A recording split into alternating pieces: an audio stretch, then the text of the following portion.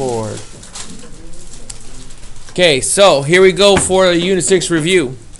On your test, you're going to have to be able to look at histograms. Those are these bar graphs here, and what I did that made it helpful for me, especially on number 1, was what I did. Let me zoom in on this so you can see. How many volunteers worked 0 to 2 hours? There were 7. And I wrote the 7 right there just so I would know how many are there.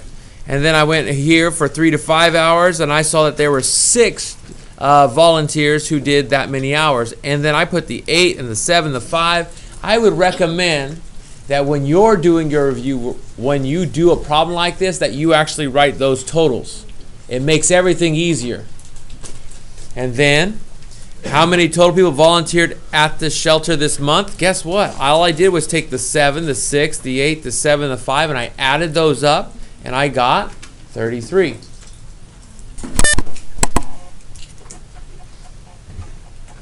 Then when they asked the question, how many volunteers worked less than 6 hours in the month?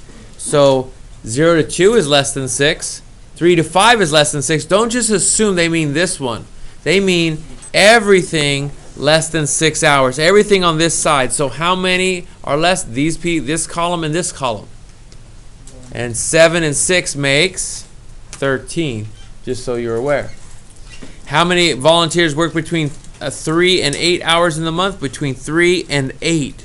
Well, that means this column and this column together, and I knew to add those two numbers together to get to 14. Any questions at all on something like that? So number 1. Piece of cake. Number 2. Which measure of central tendency, the mean, median, or mode, is most affected by an outlier? The first thing that I want, whenever we say central tendency, you're expected to know which measure of central tendency is one of these 3 things. I do not think on your chapter test, I do not think that they actually put this in parentheses there. They say which measure of central tendency best describes the data. And you're going to have to choose one of those 3 things. And you have to know that when we say this, it means these 3 things. So what is most affected by an outlier and why? Well, the mean, the average changes by an outlier. It's the most affected because when you average that in with all the other scores, that might change. That brings your average down away from all the rest of the numbers. Because it's the average of all scores, including the outlier. Now let's look at number 3. Oh, by the way, which one is the least affected? The least affected by an outlier, that would be the median, just so you're aware. You need to know those 2 ideas there. Number 3. For the box and whisker plot, identify the following. I'm hoping you remember that this far point is the minimum value. The minimum value here is 10. The maximum value is 75. And if you forgot what these things are, this is Q1, this is Q3, and this is the median. And so Q1 stands for the first quartile. It's called that because this represents, from the minimum to Q1, represents 25% of your data. This is 50% of your data. This is 25% of your data, just so you're aware, because there were questions like that on our last worksheet. So we have our Q1, we have our median, we have our Q3, we have our maximum, and then there's this little abbreviated IQR, which stands for interquartile range. Jesus? Shh. Oh, thank you. Interquartile range means that we're going to take this Q3 and we're going to subtract Q1. The regular range is from the max minus the min. The IQR range, the interquartile range, is the Q3 minus the Q1, which I wrote right there, which is 30. Number 4. The box and whisker plot shows the hours of television 8th graders watched in a week What percentage of students watch more than 8 hours of TV? Here's 8 hours right there. Here's 14 hours. What percent is this? 25%. How come? Because this is the third quartile, third quarter, which means this is the last quarter or the last 25% of the data. Well, it's stretched out really far. Well, that's because there's an outlier. That's because there's an outlier. Chase. That would be 50% of your data. That's where most students or most hours of television 8th graders watched in a week. That's what that is. 50% watched there. So there can never be 75%? If I wanted 75%, then I'm talking like from here to there or from here to there. Does that make sense? From Q1 all the way to the max or from the min to Q3. What is the best measure of central tendency for this data? The median. Look at where most of the numbers are. 50% is right here. The median is closest to the middle. If you have an outlier, your average would be somewhere in this neighborhood, which is higher than the rest of the numbers. The median is the best thing because we have an outlier. How do I know it's an outlier? It's 1.5 times this box away. If it's over 1.5 times that box, it's an outlier. Turning pages. Going to the top. What type of correlation is represented by the data? These look like they're going downward. It's negative. What correlation coefficient would be accurate for this trend line? Well, since it's going downward, it has to be a negative value. And I guessed 0.6. I would accept negative 0.4 to about negative 0.8 because it is a guess at this point. Yes, ma'am. So based on that graph, because it's not decreasing as rapidly, is that why you chose a smaller number? Because these do not form a straight line. When I think about a straight line, how close is this to a straight line? The closer it is to a straight line, the closer to 1 or negative 1 it's going to be. So if I have a value that's like this, then we're talking about points that are almost on a straight line. These are not really even close to that. How close is it? If 0 is scattered and random, then 1 is the straight line. Where are we between 0 and 1? That's what we're looking at. And so your answer should be from about negative 0.4 to negative 0.8. How much of a straight line? Let's go with about 60%. That's what my guess was. Any other questions? Stop, raise your hand if you're like Rachel and you had a question, just raise your hand and let me know. Number 6. Determine if there's correlation. If there is a correlation, is it a causal relationship? Not casual, causal. Does that cause the other thing? The number of hours spent studying and your grade on the Unit 6 test. Is there a correlation? If I study more, will my grade be higher? Most likely. I bet you if I took a poll on how much you study, and when I say study, it doesn't mean the night of. It means as we go through. Think about this whole unit took us 3 weeks. If you are doing your working class, if you are writing your notes, bless you, then what you are doing is you are studying for the test. When I think about people who are looking at each other and talking to each other while I'm going over lessons, are they really studying right now? No, they're not studying for their math. They're studying something else. Each other, I don't know. I'm not quite sure. But what we should be doing is studying, because I believe that the studying and the paying attention causes you to know how to do the stuff that's on the test. That's how you get good grades. That's what I'm trying to instill in a lot of you. Number 7. I cannot stress that some of these questions are really missed by a lot of people. What is the marginal frequency?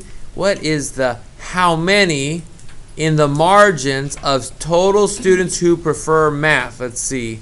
English Language Arts, math, total. I want to know how many are in the margins. 168. We are not dividing it by anything because we're not comparing it. It has to have a key word in it if we're going to divide it by something. What's the key word? Relative. When you see the word relative, it means you have to divide it by the total amount. I circle it whenever I see it in my problems. I literally had this. I go, okay, I need to find a joint frequency, and it's compared to. So this one I knew I had to compare it to the 300 that were there. I had to divide it out of 300. Joint relative frequency of females who prefer ELA. Females who prefer ELA. It's a joint. 54 out of 300. This is the correct work, but it's not my final answer. I have to put it in lowest terms or switch it to a decimal, and I would accept either one. Just so you're aware. The second one. The only time we don't divide, when it says relative, we divide out of the grand total unless it says conditional relative. That means instead of us dividing by the grand total, we're going to divide by whatever the condition is that's given. So, for example, when it says given that the student prefers math, this is what it's telling you it's out of. It's telling you who prefers math. 168 students. That's what it's out of. What is it that a student is male, given that they prefer math? Here's the math people, and that they're male. There's 92 males out of the 168, and I reduced that. When it says this condition, and it says the condition is prefers math, you can actually cover up English Language Arts, and you can cover up the total because you're only going to be dealing with the math column. That's why it's conditional, because it has a condition with it. Number 8. Number 8 says, Jonah practices shooting 50 baskets from different distances. His data can be modeled by this. And this is called a trend line or a linear regression equation, where x is the distance in feet. That tells you what goes here, distance in feet. And y is the number of baskets made. And so using the equation, how many baskets do you expect Jonah to make from 7 feet? Well, let's plug that in for x. And I plug in x, and I get negative 2.5 times 7 plus 42 is 24.5. And if I'm thinking about baskets, you can't make half of a basket in basketball. It either goes in or it goes out. It's either in or it's out. And so I rounded to the nearest basket. Rachel. Okay, why would you round up if you're determining how many baskets you're making? It's about how many did he make? Did he make 24.5? I would round that up to the nearest basket is what I would do. If this was 4 or less, I would say it's 24. Oh, because I did 20. I put 20. I would accept that. Because there's a reason to accept either the 24 or the 25. Okay? But I rounded up just because that was the nearest basket, and that's what I did. If you said, I'm going to round to 24 because he hasn't quite got up to 25 yet, I would understand that. I could accept that. Using the equation, how many baskets do you expect Jonah to make from 15 feet? Plug in the 15. I got 4.5. And so I have 5 baskets. But if you're thinking, man, he hasn't quite made it. If you said 4, I'd probably accept that, to be honest with you. What type of correlation does this show? The farther away you get, the less the baskets he's going to make. Think about from being really close to being to the free throw line to being to the three-point line to being to the half-court line. Your percentage of what you make is going to be less. As the distance goes away, the farther away from these baskets you get. Let's say I'm getting farther and farther away. the amount of baskets you make gets less and less and less and less. That kind of makes sense when you have a negative slope in your linear regression model. Okay? Number 9. Almost done. Thank you for your patience. Yes, it is random. When we see a residual plot, remember this is how far is that line away from each of the pieces of data. So when I see a nice random, this is kind of in the middle, then yes, it's a good model. Yes, it is a good fit. That linear regression line that we came up with, that's a good thing to have for this particular plot. But if you see something like this and like this, where there's a pattern and it makes a shape, like it looks like, whoa, well, it's nice and in the middle, well, maybe something else would have been better to go through it. I put no. And then I could see C going either way. You might say, yes, it is. You might say, no, it's not. For me, it looked like I'm seeing this starting to go back and forth. I can't tell if there's a pattern to it. Originally, I said no, but I could see some of you saying yes. As long as you say you think it's random, I would accept it. Definitely D, because it makes this parabola, you should definitely say no. I wouldn't accept any other answer for that one. Number 10. How do we fill in this table? We get this residual line, and we have this x, and we take these x values and we plug it into that equation. Negative 0.3 times the 2 plus 8.7 came out to be a prediction of 8.1. Well, what was it actually? It was actually 6. So what's the difference? You do the actual minus the predicted, and you do 6 minus 8.1, and it became a negative 2.1 residual. That's how you figure out what the residual is. You plug the 4 in, you get the prediction, and then you subtract, and you see what it is. And that's how you find your residuals. You'll be asked to do that. I would do that on a calculator if I were you. For me, I've shown you this before. I'm just going to show it to you one more time because I think the more that you see things, the easier it is. This is a table. It's very easy to plug in stuff as a table. So if I have my calculator and I press the mode button, I've taught you how to do stats and computations. There's also a button, number 7, that says table.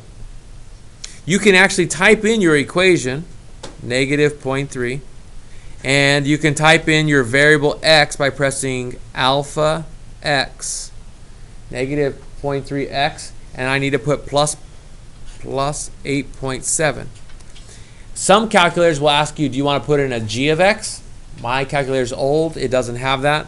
Where do I want to start? What was I starting to plug in? X is 2, 4, 6, 8. I'm going to start at 2. Where am I going to end? What am I counting by?